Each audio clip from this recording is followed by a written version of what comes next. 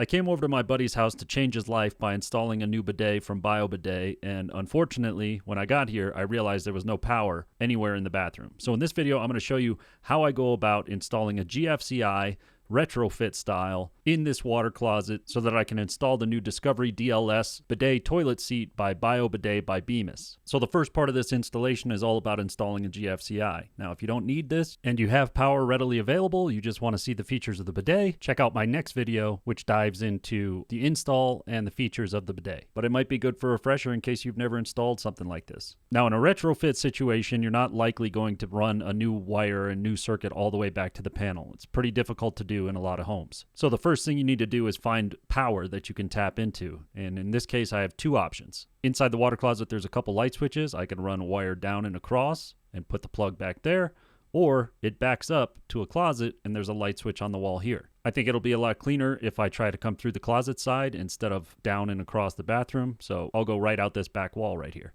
So the first step is to pop off this cover plate and pull this light switch out and see what we're working with electrically. I have not turned the power off yet intentionally because I need to kind of see what I'm working with from a wiring perspective. But the good news is after pulling out the switch and looking into the box, I have everything that I need. There's ground, there's neutral, and there's hot. So what I need to do is determine which of these black hot wires is what's called the line, which is the hot wire that comes from the panel, and then the load, which is the one that goes up to the light. So next I punched out one of the knockouts in the bottom of the box, and then I can start feeding a wire down. This is a piece of Romex. I'm just feeding it down the wall and trying to get it down, down low, down by the toilet. And then on the other side, back in the bathroom, I marked out a spot where I could put in an old work box. It's just a electrical box that pinches the drywall. You don't have to nail it in place. It's much easier to use when you're doing retrofit work like this. And I'm trying to keep it towards the left because the switch is actually off-centered a little bit, but I just need the box in a spot where I can hopefully fish the wire through. So after cutting out the piece of drywall with the oscillating tool, then I can look inside and try to see if I can see the wire and pull that through. Unfortunately, what I found was that there was some fire blocking in the way, and so the wire didn't drop all the way down. I could feel where it was through that hole, so I decided I'm going to open up the wall on the backside rather than open up inside the bathroom here and try to cut a notch in that blocking so I can get the wire fed down. I tried to keep the cut nice and clean so that way I can reuse this piece of drywall and just patch it back into place. I was slightly off and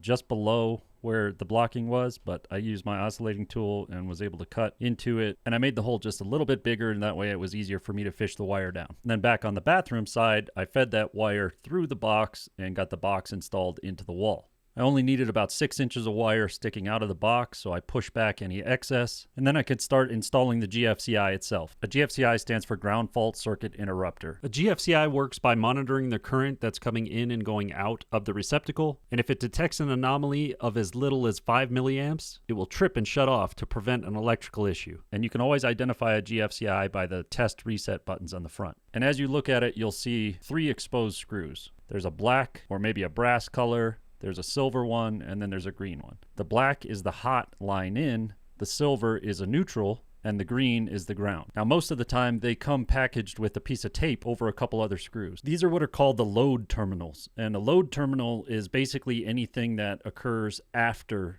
the GFCI. So you can actually protect an entire circuit with one single GFCI by wiring additional outlets down the line attached to the terminals under the tape. Now, in this case, we're not going to be using that because we're only installing a singular GFCI. But in the future, if somebody, let's say, wanted to run another outlet in this bathroom, they could tap into the load terminals and it would still be protected under the single GFCI. So you may notice in places like your kitchen where you have multiple outlets, but only one of them looks like a GFCI, and that's probably the first one on the circuit because it's probably protecting all those other ones down the line.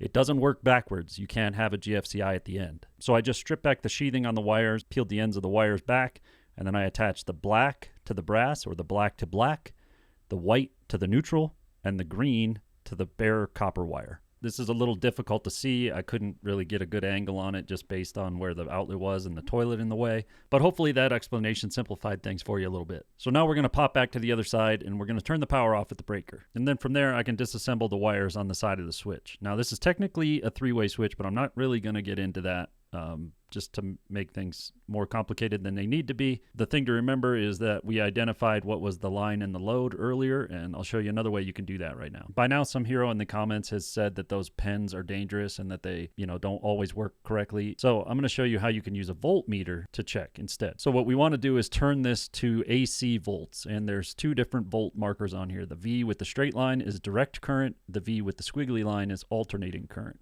Homes are alternating current, so you want to switch it to the squiggly line one. Now, I flipped the breaker back on to show you this, but what I'm going to do is touch the one lead to what I know is the hot wire, and the other one is going to go to the ground or the neutral. And what you should see is if you've identified the line in correctly, you should see 120, roughly 120 volts. In this case, you see about 124 volts. Now, if you move that lead off of the hot wire onto what is the load wire, you won't see any voltage present. So there you go. If you don't have a voltage detector pen, you could do that. If you don't have a voltmeter, you can use a voltage detector pen. Two ways to do the same thing. So now we'll just strip back the sheathing on the Romex, get everything cleaned up, and get our wires exposed.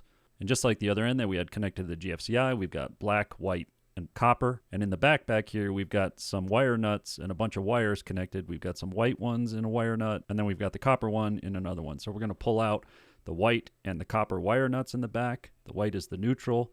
The copper is the ground. So from there, all we need to do is reconnect our wires. We're going to connect our white wires to the wire nut with the other white wires. We'll do the same for the copper, and then when it comes to the hot wire, we're going to do something a little different. We need a constant flow of electricity down to that plug to make sure it works all the time and not just when the switch is on. So we're going to wire our new wire to the line-in wire, and then from that, we're going to do what's called creating a pigtail, and we're going to take a little piece of black wire, and we're going to jump it from the wire nut and hook it around where the line-in or hot wire was before. And so here's what that looks like put together. You still only have the one wire directly to the switch, and then all three wires come together under a wire nut, and then we can just push everything back into the box. And then we can just button it up by getting it screwed in, putting the cover plate on, and turning the power back on. It doesn't hurt to test everything and make sure it works prior to buttoning everything up. And that way you don't have to take things apart if anything's loose. I put this shot in here specifically just so that people can see how I put the screws on the cover plate, because I ultimately always get comments about it. After adding the cover plate on the other side and just verifying that everything's working properly, you can see the light there on the GFCI. Lastly, I just kind of have to button up the drywall. So I added a couple pieces of scrap wood, replaced the piece of drywall that I initially cut out, and I actually ended up leaving a chunk out specifically because my buddy asked me to, because they want to do a paint match. They have some other areas in the closet here where they want to patch and paint, and they don't have any of this color paint, so they need to get a paint match done at the store. So I left this chunk out for him so they could get that matched. So he'll finish up patching and painting this as part of the rest of his project. And now the electrical's done, and I can move on to installing the bidet, which I'll tackle in the next video. So if you're interested in that, make sure you stick around. Thank you so much for watching, and I'll see you next time.